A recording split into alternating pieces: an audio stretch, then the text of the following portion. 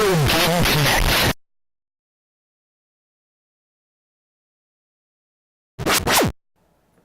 Hello and welcome to Retro Game Connect. I'm Dan Mastriani. And I couldn't think of a funny thing to introduce myself as. Well, it happens. As it happens, the game we're playing today is also a bit amorphous. Performance anxiety. No, too much distraction beforehand. Yes. But we are About things that have nothing to do with this. we are playing A Boy and His Blob, Trouble on Blobolonia. Wow, that's easy for me to say, right? For NES. No, it's Blobolonia. There's another L. Blobolonia. Blobolonia. Blobolonia. See, easy to say. Blobolonia. And I am being somewhat facetious because that was not easy to say. It's A Boy and His Blob. Good enough. I thought you just said Sponge Blob. Yeah, no. I'm surprised that wasn't an episode. Ah! So this game is interesting. You'll see that it says it's David Crane's A Boy and His Blob. And if you've heard the name David Crane, it's because he's the guy that created Pitfall. Yeah, Pitfall is, of course, a incredibly influential Atari game. I've seen it in South Park. Yes, it is one of, if not the first platforming games. Basically, one of the first games where you were basically running and jumping. And then you could swing on the rope over the alligators. Yes, exactly. You're thinking of the right game. Yep. Yes. And that's how you get to, oh gosh, what was it? It was the stone. It's no, not how it you was, get to Sesame Street. But. No, it was how, it was how they changed the laws of the church. So that way, well, if I finish that story, this gets inappropriate. So it was South Park, so. Okay, you're describing what happened in South Park, and Yeah. okay, they made it. But Father Maxey had to go find the book of rules for priests, and because he was trying to fix a problem. Yes, and pretty much anything with South Park will get inappropriate fairly quickly. So See we South will. Park: The Stick of Truth. Yeah, we'll move on. I mean, I don't even want to mention the name of the sequel because of the joke in there. It is separate but one. Yes, it's slightly inappropriate. Anyhow, let's talk a little about David. Still not sure how that happens. David Crane. He started at Atari in the 70s.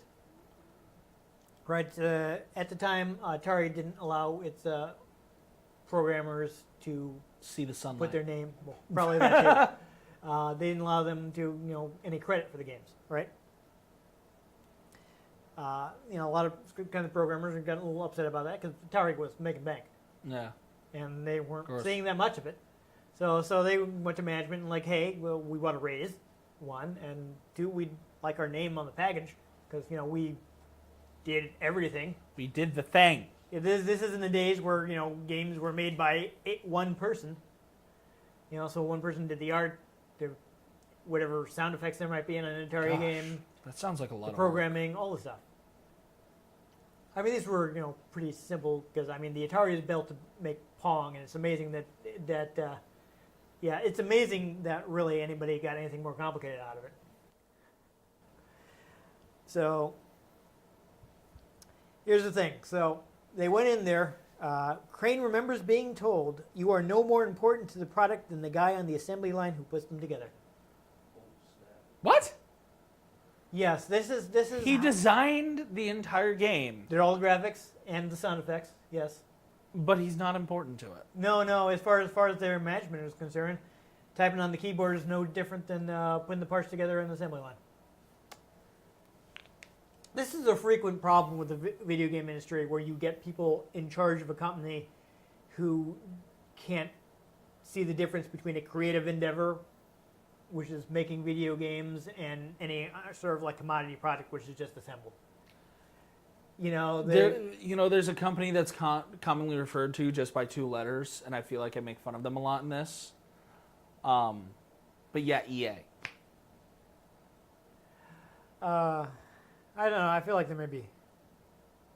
Thank you for making them put out a half-finished Star Wars Battlefront. Anyhow, so they clearly weren't too happy with management's response. So several Atari programmers, Crane, Bob Whitehead, Alan Miller, and Larry Kaplan, they left in 1979 to form a company that you may have heard of. It's called Activision. Hey, I've heard of them. Yes, because they're still around. That they are. Yeah, but it's the Activision of 1979 was very different than today's Activision because at the time it was a small company. It was very artist-driven. Is driven by the people who founded the company. I mean, basically at the time, not only did they give them a bigger cut of the profits in the games, but they made sure that their names were on the games. That they got proper credit for what they did. And they actually would go so far as to have like photographs of the programmers in the manual. Huh.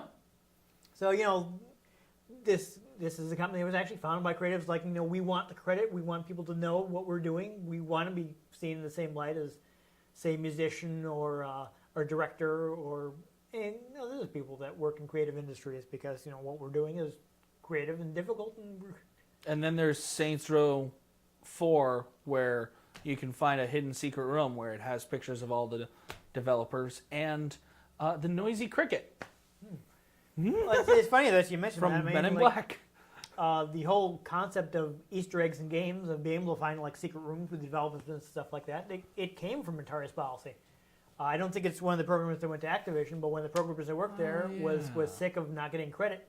So he hid his name in Adventure. Yeah. And that was the first video game Easter egg. And that's kind of where that product started, from Atari not respecting their developers. See what happens? Yeah. So they basically started their own company. It's weird to think of these companies today that have become these like massive corporate giants that don't seem to care very much about their employees, because several of them were started by employees that were tired of that kind of treatment. Like you made fun of EA earlier, but what does EA stand for? Electronic Arts. Yes. They did the same thing. Like we were, hopefully it will have aired by now, but in the fall episode we were talking about how they used to like to include program photos of people who worked on the game. All the people who worked, actually not Fallout, but the game that preceded it was Wasteland, and like all the people that worked on Wasteland like went out to the desert and had a photo shoot. Yeah. So that's the kind of thing EA used to do. They tried to make it very personal. Yeah, very focused on the people they consider artists making these games. So sadly, money comes in and it kind of changes that. But we were talking about Crane. As I mentioned, he created Pitfall, right? Pitfall sold over 4 million copies. I thought you were going to say 4 copies. It definitely sold over 4 copies. Well, I thought it was going to be like... That is correct. I thought it was going to be like some story where it like was 4 copies, and then they were like, no, we're losing all this money, and then like someone talked about it, and then suddenly it sold all these copies. No, it sold over 4 million copies. It is the second best-selling game on Atari. Number 1 is... E.T. You joke, but it did actually sell a lot of copies. Oh, I'm sure. Quite a few of them were returned, but they did sell in the first place. But the best-selling Atari game was actually their version of Pac-Man, which was also not good. Atari Pac-Man has problems, which we won't get into here. But Activision they were probably the best developer on Atari. Mm-hmm. They were actually the first third-party developer ever. This was the first time that somebody that they didn't make a platform were making games for a platform. Wow. They pioneered that concept. I mean, like, Atari tried to take them to court to keep them from producing Atari games. And they won, which is what got Atari in such trouble with anybody who could build a cartridge making an Atari game. Yep. So, there's good and bad to what Activision So did. they won, but which company's still around? No, Atari lost. Oh. Yes, Atari lost. You said Activision they. I figured were talking about... I figured you were talking about Atari because you said Atari took them to court. Atari they won. Court and lost, which is why they weren't able to prevent anyone from releasing games on Atari. So they never got any publishing rights or any They had no spin-off money from it. controls. Yeah. Is the problem. That was the problem with the Atari marketplace, is that since anyone could make a game, anyone did, including people that maybe shouldn't have been. So there was a lot of terrible, terrible software released on Atari, Don't say E.T. Because there is much worse than E.T. on Atari. Well, yeah, wasn't there a really bad couple Star Wars games too? I don't know if they were bad. They were Star Wars. There was at least one Star Wars game. Yeah, it was just With you're in a surprise, snow takes you to Hoth. speeder. Yeah, you're in a snow speeder and you're just kind of flying around, and then you come across AT-ATs and you have to like shoot them. As far as I know, that was decent for the time.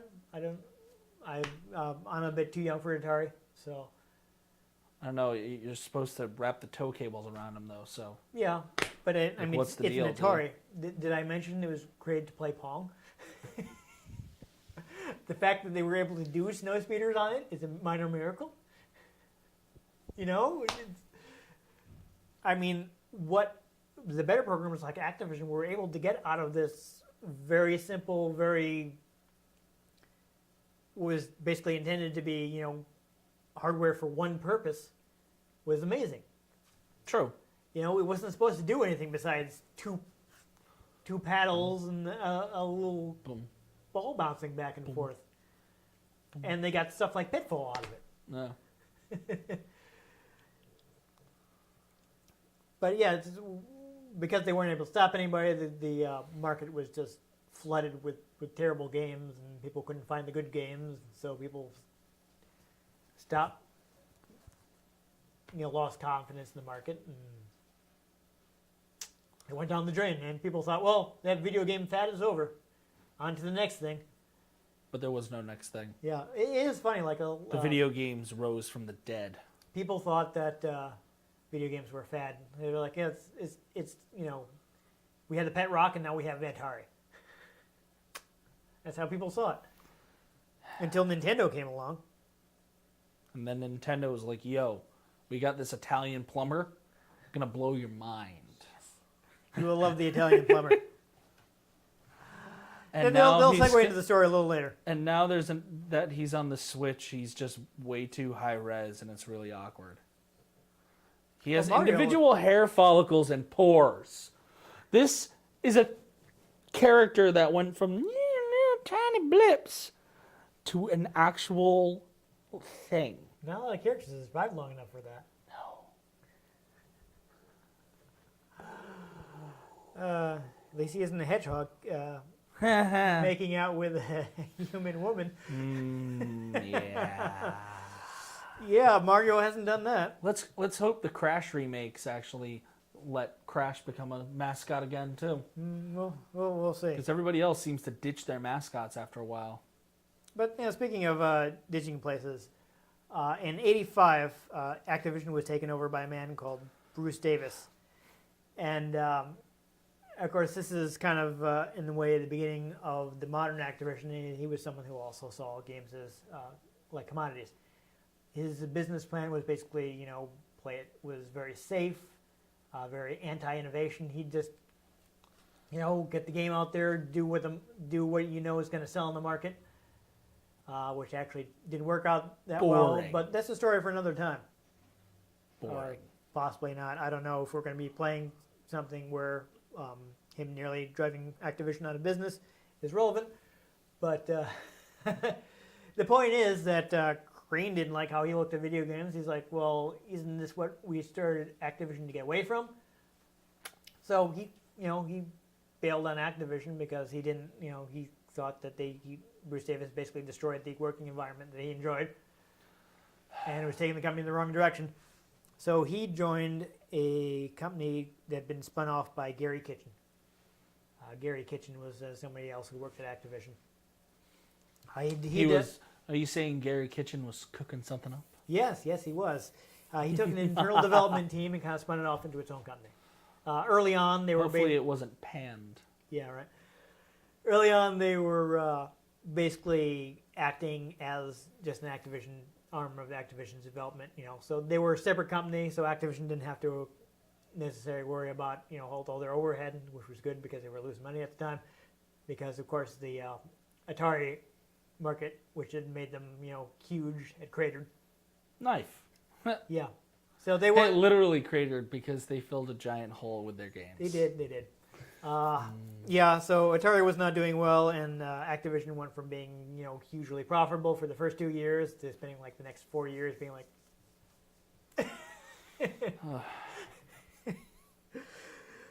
So they didn't mind too much with it. He wanted to take this development group and make it a separate company that they didn't have to be responsible for keeping alive.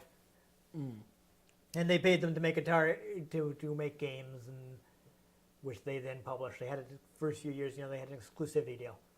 And Crane joined them in '86, since he was like, this is not where I want to be anymore at Activision. And in '88, Activision, for whatever reason, didn't renew their exclusivity contract. So this new company, which by that point had become Absolute Entertainment. See, there's their logo right there. They ended up making their own vodka, right? Yes, exactly. They just started publishing their own titles.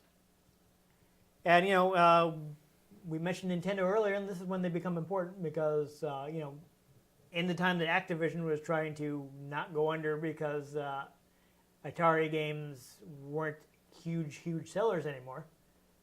I mean, I guess, you could still sell some 2600 games, but you weren't going to be making millions of dollars doing it. No, not at all. Nintendo would come in and convince people that, no, video games aren't a fad. Kids still want to play video games. You can still make lots of money with video games. Sell our Nintendo Entertainment System. Trust us. Yes. And people did, and it worked. I think it did. Yes, it did. I mean, I think Nintendo. Because, hey, what are we playing today? We're playing the Nintendo Entertainment System. I think the Nintendo's made a few bucks. One or two, yeah. A little bit. So, the Nintendo becomes this runaway success. They, at least in the U.S., they fully dominated the U.S. market. People in Europe may be watching this and be like, no, I never played on NES. Like, nobody bought that.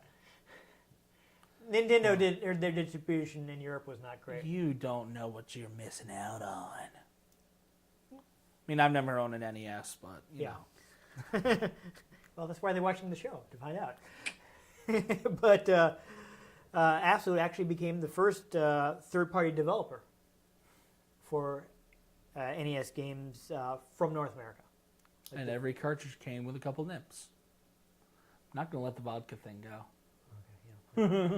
Yeah, I think Rare is the first Western third-party developer, but the first North American third-party developer was Absolute. So since NES had become the big deal, they started making NES games. And so you got the guy who created Pitfall, one of the most iconic Atari games of all time. This is now working on Nintendo system. Apparently, this game was completed in only 6 weeks. Wow. So Crane was basically, he rented... I don't complete anything in 6 weeks. Yeah, what he called, what he referred to as a flop house that was near the studio. He'd be working 16-hour days for the first 4 weeks. The last 2 weeks, he was working 20-hour days, barely sleeping. And then he had to go to CES because, this is before the advent of the Electronic Entertainment Expo, which is focused on video games. E3. And so video games were still shown off at CES. Why did they never call it Triple E? Maybe because it sounds like Tripoli. Yeah, I don't know. But CES is a consumer electronics show. It still exists. It's more general electronics. No relation to the CIS. No. But he had to go there, spend all day demoing the game, and at night he'd go back to his hotel room and fix bugs. So this game had a pretty rushed development. I wasn't able to figure out why exactly they felt it needed to be done so quickly. But that's what happened. Yeah. I don't know. But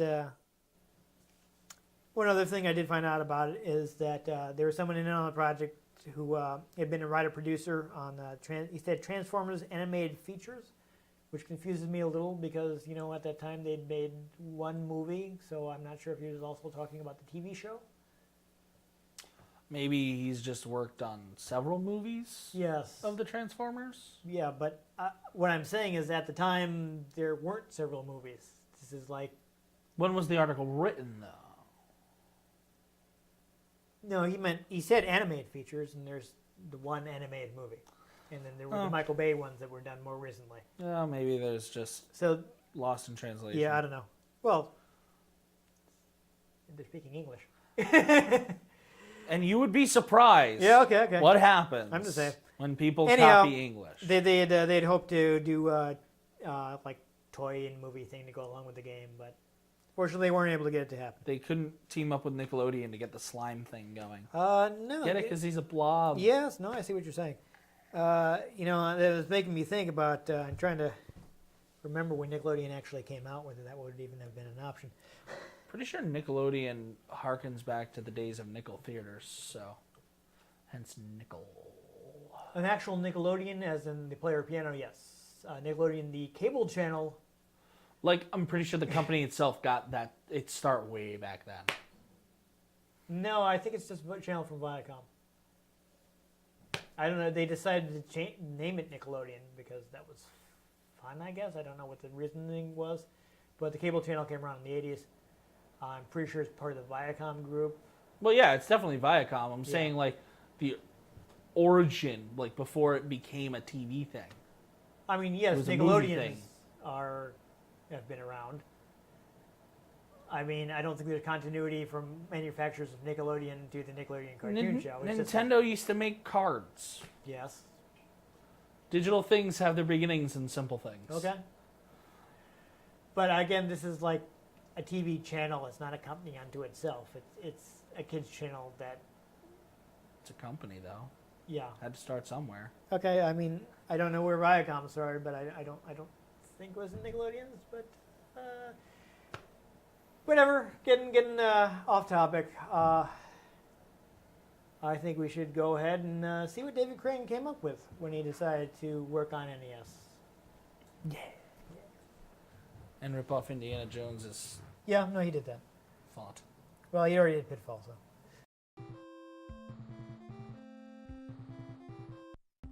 Come on. There we go. Oh my god. All right, so this game is I wanted to have a walkthrough. I know at one point I had an issue of Nintendo Power that had to walk through the game, but I was not able to find it. I'm a little concerned actually because I should have at least one more box of. Careful, don't. Oh. Okay, so you cannot jump in this game. So the A button will throw jelly beans. You have the limited amount, so do not throw them willy-nilly. Doing a lot of walking forward. All right, so to help you out, though, since I wasn't able to get that walkthrough, I did at least get a list of... I think you can go down that subway thing, yeah. I mean, I could go for a sandwich. Yeah, Hey! go ahead and head down there. I did at least get you a... interesting. A list of jelly beans, so you won't have to try and figure out what they all are. Walking... Yes. So basically, all the jelly beans. Go ahead and go back toward where you saw that treasure. Hello, Blob. All the jelly beans kind of have like mnemonic elements, so you can memorize them. Like part of the gameplay of the game is like figuring out what the jelly beans do. Okay. Okay. Absolute Avenue. I think this is a good. Be careful, don't lose the blob. You kind of need them. So what we're gonna do here is we need to get to that lower area, right? Uh-huh. So what you're going to want to do is feed a jelly bean to the blob. And the blob has the ability to become a portable hole. And for that, you need to... you turn it into a ladder. Hit the B button to change it back. Licorice equals ladder, so it's the L ladder, licorice. Okay. The one that turns into a hole is the punch flavor. I believe you press the start to switch. Select. It is select, okay. I saw that you can hold down to go the other direction if you need to. Honey? Hole? No, it is punch. Because hole punch. Ah. And you can survive a drop that far, so you can just jump down and turn back. Okay. That's an interesting Yep. concept. So this was also dead end. So go to the left. Was it a dead end? Yes. You want to get that treasure. For which now, yes, you can figure out what you need to do. Now, I can I just directly under? warp through I'm it? not sure. Try doing it under. Fortunately, you have a lot of ladder jelly beans. I don't think you're in any real danger of running out of them, but I'm not sure. But the reason I wanted to look it up is because there are ones that you are in real danger of running out of. I got 1,000.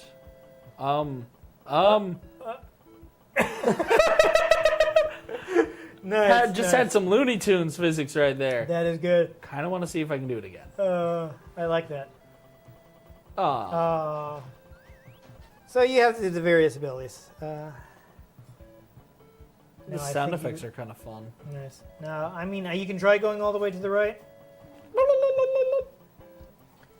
But while you're doing that, I will read off what all the jelly beans do. Normally, part of the gameplay would be figuring out what they all do. I kind of like the idea of the blob, just as a gameplay Yeah. element. That's I guess that's a way he thought of kind of extending the gameplay he already had in what's the word I'm looking Oh, for? he looks sad when he misses the jelly bean. In Pitfall, because you can kind of see that like the character design. Uh-oh, that could be a problem. Better whistle for him. You can lose him. Bloop, bloop, bloop, bloop. Bloop, bloop, bloop, bloop, bloop, bloop. I'm not sure how you get back up there because you can't. You die. Oh, maybe you can.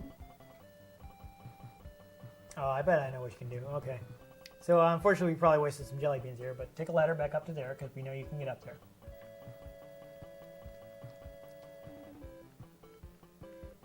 And this is You're in the right place. This is one I've had trouble figuring out. Blobulon. But once you get up there, call him up to you and give him a strawberry jelly bean.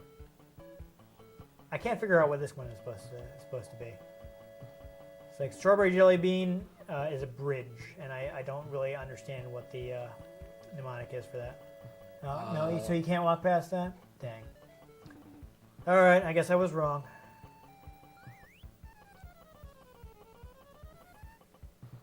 So do you have to use a ladder somewhere else? Oh, no. Can you use the ladder here? I might as well try it. Yeah, you don't have a lot of those, so... Ew. Ketchup jelly beans? Yes. Those will make the blob come to you if you've lost track of it. Because they catch up. He catches up, yeah. All right, well, Help. look for a likely pace to get up. I will quickly read through the various transformations. So, apple is a jack. So you can move objects above you. Yeah, if there's like a sewer, a manhole cover or something, you might be able to knock that over with nothing. Oh, that's trouble. Read off what they do. So cinnamon is a blowtorch. You use it to burn things, and also since it's something you can pick up, you can use it to move the blob to an exact spot. Coconut turns them into a coconut, which you can roll like a bowling ball. Cola will turn him into a bubble, which you can use to survive underwater. Honey turns into a hummingbird, which will allow him to fly up to you, like I guess he can't climb stairs or something. We already figured out ketchup, licorice. Lime is a key. There are specific places where you have to unlock. You have to unlock Key doors. lime. Yes, key lime. Exactly, you get it. Orange turns him into a Vital Blaster, which is a gun that fires vitamins, which is what you're collecting the treasures to buy. Punch, of course, turns into a hole. Root beer turns into a rocket. Don't use that. That takes you to Blobolonia. Blobolonia. That name of the planet that I can't seem to say. You know what I mean? Yep. Yeah. We already saw strawberry turns into a bridge. Oh, so it lets you... Is it just on... That's weird. I don't know why it works like that. Oh, nice. It turns on to show it to you. Oh, he can't go up there, so I think you need to give him... There we go. You have to give him a honey one to turn him into a hummingbird. See, he can't climb it. But tangerine turns him into a trampoline. And vanilla into an umbrella. It won't let me.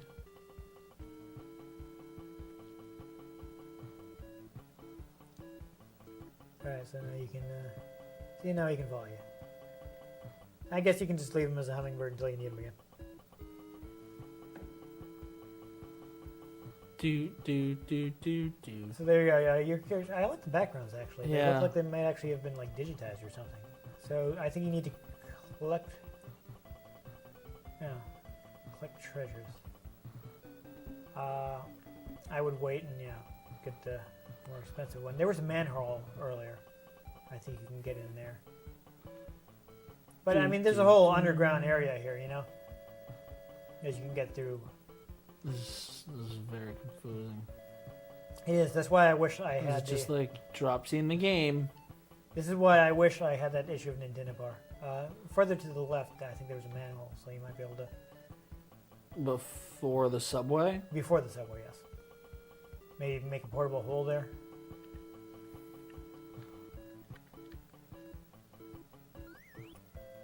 Blorp. So yeah, normally this game would have a lot of experimentation and such. Nope. Oh dear. Oh, okay. What do we have for tools? Maybe do it next to there instead? No. What do we have for tools? What's vanilla? It's an umbrella. That's not going to help you right now. Okay, tangerine was a trampoline, root beer was a rocket, honey was a hummingbird, ketchup was ketchup. Punch was the hole, strawberry jelly beans was the bridge, Yeah. coconut is a coconut, cola, what's cola? Cola was the bubble, so that's for going underwater. Cinnamon, Cinnamon is the blowtorch. I don't think that's going to work on that. apple was the jack. Yeah. I think that would probably be how you would open that from underneath, but when you're on top, I don't know.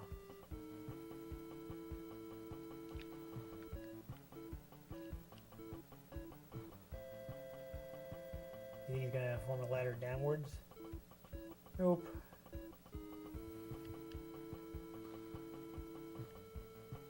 Yeah, so there are distances that he can't safely fall. So you have to... I just want to go home.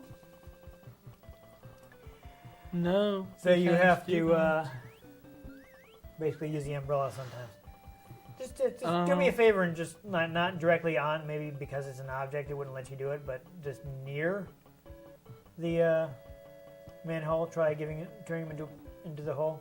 Like make sure he's not on the manhole because it may have been a. Yeah, he's not. So I would feel better if you were just a little further to the left. Yeah, that looked good. So try that. I don't know. It's pretty solid underneath. Okay. What happens if you press down? Nothing happens. All right. Well, I was hoping not to do this, but let's go to game facts. Okay. All right. So, okay, briefly. Okay. So you went down the subway. You got the treasure. Screen with Absolute Avenue sign. All right. So go back downstairs, or down the. So I guess we're just gonna have to run according to the fact, unfortunately, which is not how I like to do things because it's not very exciting. Meh. But This it's better isn't than very people, exciting right now. It's better than people watching us be like utterly confused. Yeah, this is definitely a trial and error game. There he is. I understand it's not very long, so this is you figuring out what to do. Okay, so what am I doing? All right, so you want to go to the screen that says Absolute Avenue. I think you're actually probably going to have to use 2 holes because normally you'd be doing it from already being on the bottom. Okay, so I need to be on the bottom? Yes, so use the hole punch. You can drop through, and apparently you can drop through again there. And I'm not sure how you would tell. Good thing you have a lot of the whole jelly beans. So Yeah, there you go. would not be able to tell that. So you got to watch out for this guy. If you touch him, he die. So you got to sneak by this enemy here. But he's got treasure. Yeah. How am I supposed to sneak by him? He takes up the entire walkway.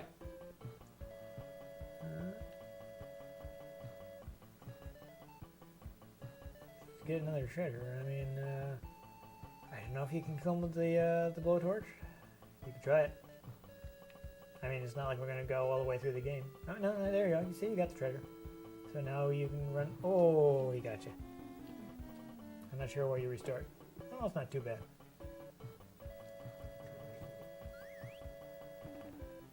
Oh, hold on. Go back for a second. Is that Sting? Kind of looks like him. Yeah. That's funny. Anyhow, I was going to say maybe go on the other side so you'd already be on the other side of them, but whatever. You're committed. So let's see if you can get past him. Because next you got to go right until you reach a ledge.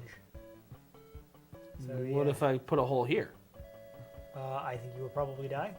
Yay! Yep. But I got the treasure! Does it let you keep it? Oh my god, it does. Oh my god, I made progress. That's hilarious. Okay, so now you're going to have to create a bridge. I just don't understand why. He'll go to the nearest ledge, I believe, so you don't have to position him perfectly. I don't understand, though, why Strawberry... I still don't understand why Strawberry's bridge. You get that one? I only know Strawberry Fields. Right. Except Exactly. you can't get past them. He slid right into him. I mean, you can try burning him. I don't know. Doesn't this make a gun? No, not Tangerine. Yeah, but you don't have Tangerine and Trampoline. But you don't have ammo for the gun. You need to buy the vitamins, so you don't have a gun right now. What are those? Those are your lives. What is that? That's the treasures. Ugh. I don't know if you can burn them, but you could try it. What's the burning one? It's I think it was cinnamon. Adam? Yeah. So. Yeah. Nope.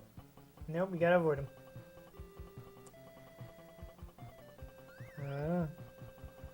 How?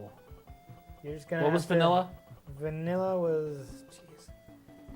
I got that on another screen here.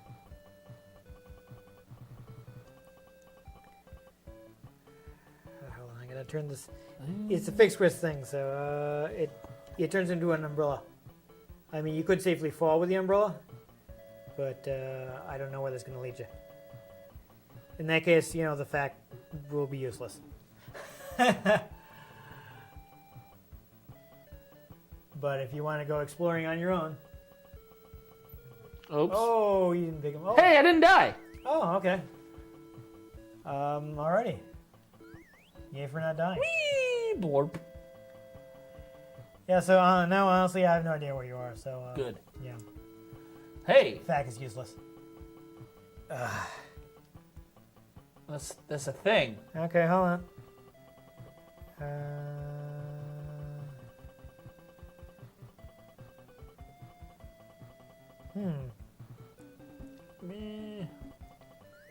I don't know. You can try using the bubble. The bubble? Maybe the bubble will let you float. I mean, Which I one think was it only that? works underwater, but you try it. Which one was the that? bubble was... Oh, God. Going with cola. Yes, it was cola.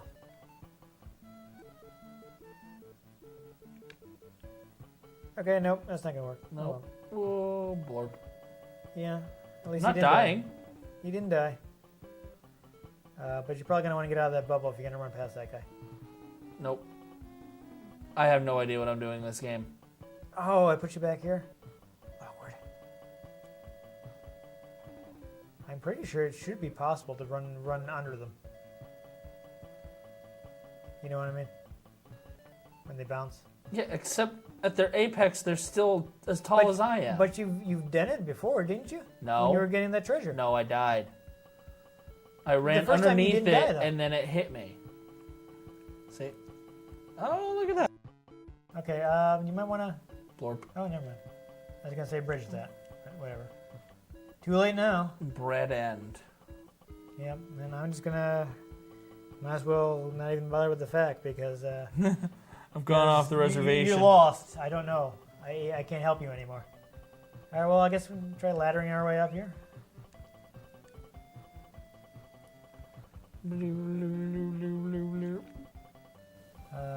clear. Nope. Yeah, you're gonna have to do a direct lander. He makes funny noises. I wouldn't know. Well, you wouldn't know even if I had a headphone, didn't have the headphones plugged in. Anyhow, Ian, I think you want to be like there because it's a platform, and I think it'll let you climb directly onto it. Yeah, see.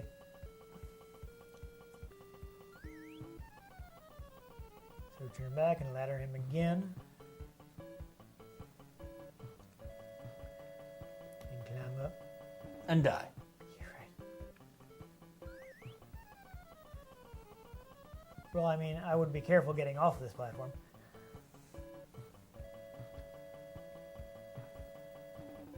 Since this seems to be a dead end, why don't you see if you can ladder up from here? Maybe there's something. That was above the it. idea. Yes. Good, good. We're on the same page.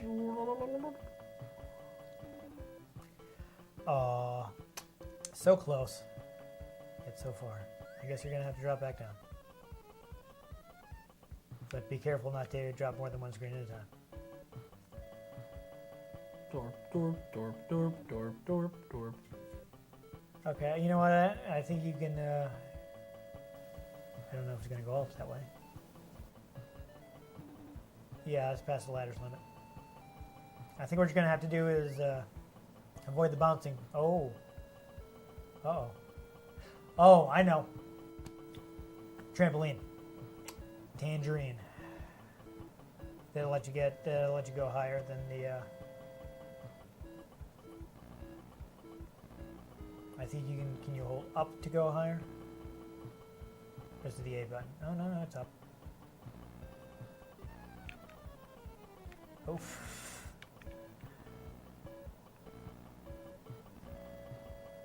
Almost, come on. There we go. And now, what happens if you whistle to him? Does he come right back to you, or is he? Okay, I think you're gonna have to try to get a Let me see. honey jelly bean down to him. Good thing they give you a lot of them. There we go. Okay, I think we're actually starting to get the hang of it. It's good. It's good. Now you can use them as a bridge to get across there. It's just so happy. Yep. I think a lot of this game is probably like finding optimal routes Oh gosh. so that you don't run out of jelly beans that you need. I probably shouldn't have used that.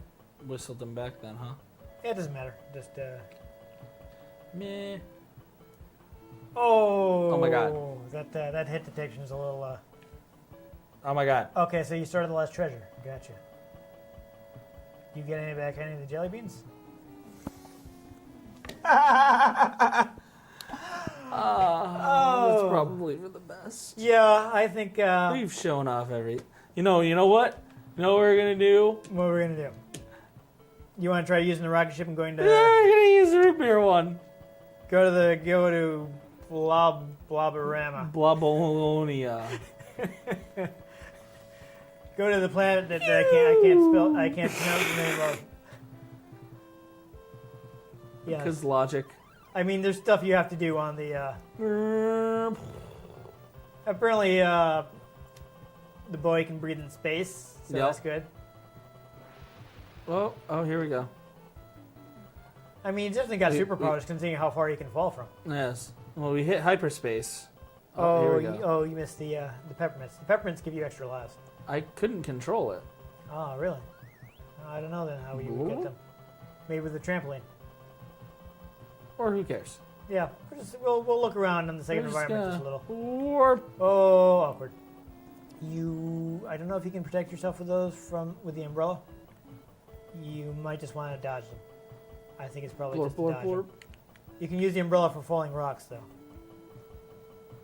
Plorp, plorp, Oh, you're awful close to this. plorp, plorp. You make me nervous.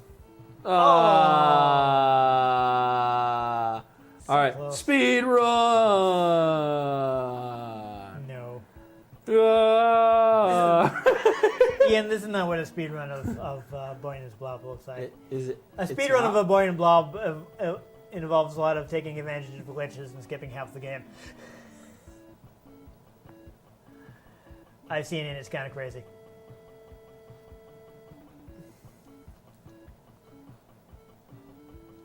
So what are you going to see if there's something you can kill him with?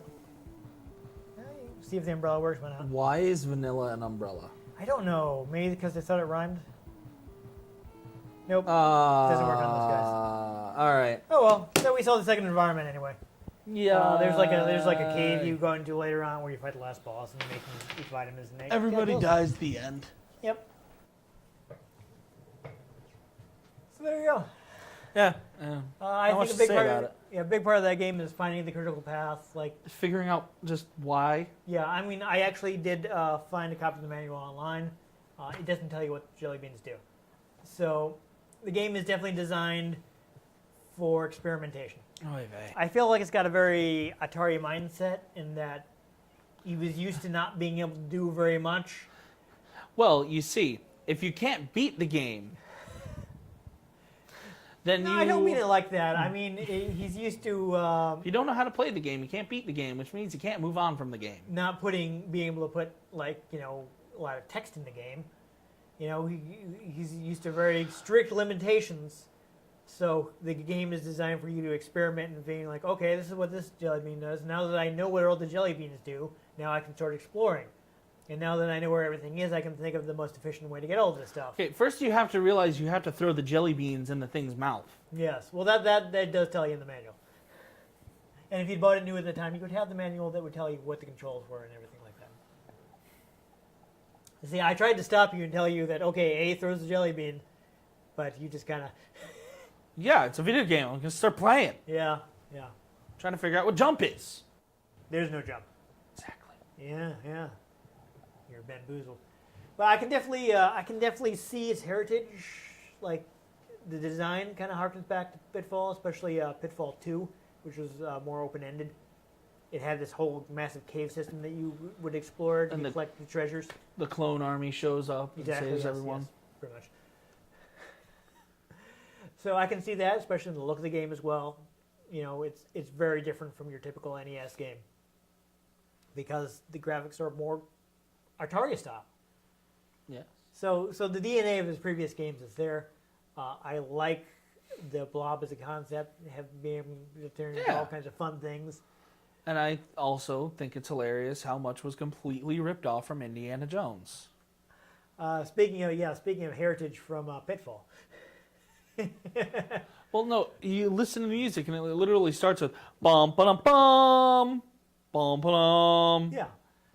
I'm just saying, like, well, I don't think they can do music in Pitfall, but Pitfall is, you're in the jungle, you're swinging on vines. Well, yeah, it's very You have the hat. Jones-esque. Yes, but so he was already cribbing from Indiana Jones, and this let him go in a different direction with cribbing from Indiana Jones. yeah, by ripping off the entire title font. Yeah, so it's the game is a little rough. I mean, he made it in 6 weeks. I imagine it could have been better for whatever reason it wasn't that rushed. It turned out better than E.T. did, if you want to go back to making fun of E.T., because I know you like that.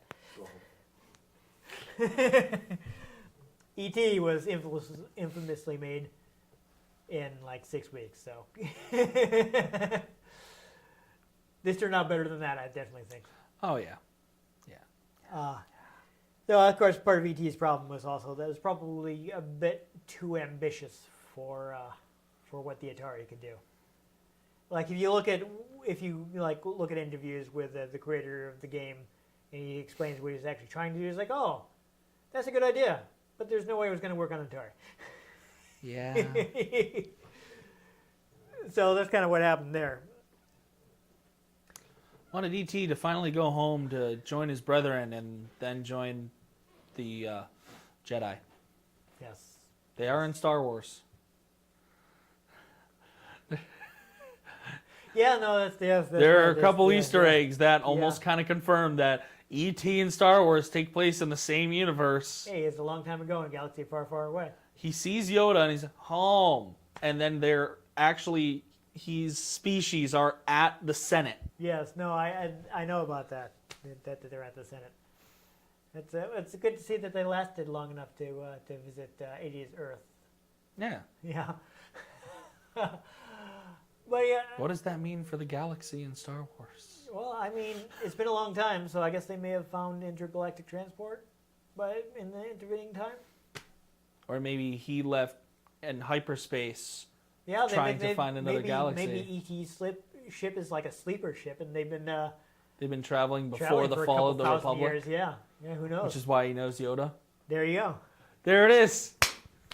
Grand unified theory. But that's just a theory. Wrong show. No. He's got way more followers than you're doing. You're gonna get us in trouble. So I said wrong show.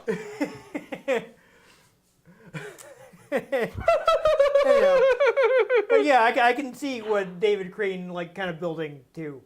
Yeah. A Boy and His Blob. And he would actually, from this, he would go on to create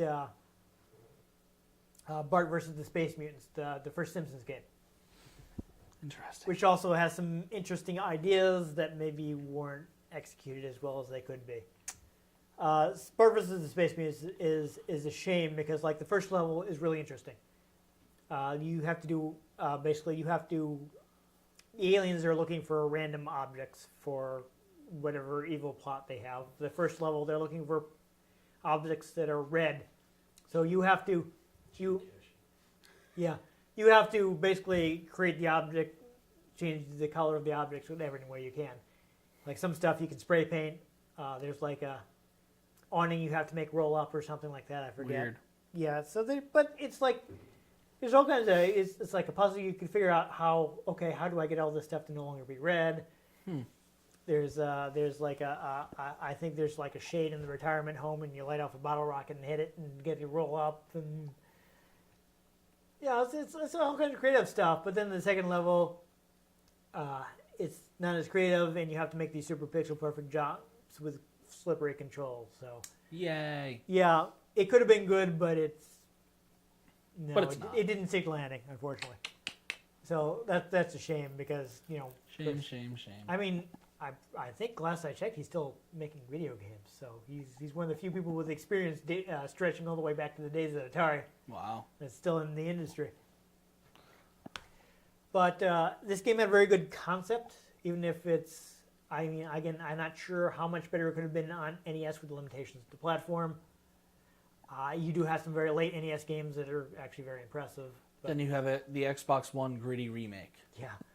But that's where I was going with that, is that they did actually remake A Boy and His Blob. Oh, really? Yes, Way Forward did a remake in, I think, 2009 on Wii. Oh. And it's just been ported to other platforms. I think you can, at the very least, you can get it on Steam. You might be able to get it on PlayStation. I don't know if it's on PlayStation 4 or Xbox One, but I think, I forget if it's whether PlayStation 3 or PlayStation 4, which generation they ported it. But you can definitely get it on Steam. There's an HD version now. And it's the gritty reboot where it's got dreadlocks, and come to find out the Blob is actually his dead wife. Yes. But in all seriousness, Bionic Commando burn. what it actually is it's Way Forward is known for their hand-drawn animation. So it's all very nice hand-drawn animation. It looks like a cartoon, much more player-friendly. I can actually go ahead and it's no problem to tell you what all the Jellybeans do. Because they're not working with a tiny little ROM space that they have to cram all this text into. Yeah. So it takes the great concept and makes it a lot more player friendly. So if people like the concept, I mean, this one is very interesting. It is available on Virtual Console if you want to check it out inexpensively. You can actually go back and try the original Boy and His Blob and see what was going on with it. But if you like the concept and you don't want to deal with the foibles of the original version, you can play the remake, which I hear is very good, and is on several platforms. And then there's the reboot where you just use a blob that turns into multiple weapons. Yes. There's by feeding it ammo. That actually sounds kind of hilarious. Do a B-movie gritty reboot. So it's gritty, but in the same way that Army of Darkness is. Yeah. And so, you feed it ammo. You feed it a 9mm bullet, and it becomes a pistol. I'm not entirely sure why, but now you've got me thinking of like the unicorn weapon from from Red Faction. Yes, almost entirely in that vein. You find Lucky Charms, and you feed it the Lucky Charms, there you and go. it shoots rainbows. Someone call me. I can Maybe I can make up more of this crap. Yeah, get that Jelly Belly license for Project Synergy. And then you could have it cross platforms because they have the Harry Potter Bernie Bott's many flavor beans. So then you have the crossover. You give it the earwax flavor, and it turns into a Q-tip. You get a magic blob, Harry. Okay, so I think it's late in the day and we're losing it. So I think this is a good point. Yeah. So good concept. I think they did eventually make a good game from it. Anyhow, if you enjoyed seeing us feed jelly beans to an amorphous blob, make sure you give this episode a like. If you want to catch future episodes in which our protagonists are more defined shapes, make sure you subscribe to our channel. I've been Dan Mastriani. You can catch me on Twitter at NewTypeCola. I'm Ian Butterfield. You can find me on Twitter at ENG Butterfield. You can find the show at RetroGameCNCT, Facebook.com/RetroGameConnect, and RetroGameConnect.tumblr.com. Get in touch with us. Let us know what you thought of the games that we played, or if there are any games you'd like us to play. If we can get our hands on them, we might just play them. We might taunt you with them. Who knows? We don't really have a plan for this. We're just making it up. I don't know. I try to think of good stuff. We plan out what games we're going to play. Yes. And then we don't script it and this kind of stuff happens. So. I mean, we don't have a prompter, so. Yeah, we do have teleprompters. We could write a script, but or we could don't just do have stuff Alex like hold up cue cards. that. Like why would we actually plan out what to say and sound professional? Yeah. That's crazy talk. God. But the most important thing to do is make sure you join us next time on Retro Game Connect. I threw a jelly bean at it. No, I got that. I got Okay. it. Yeah.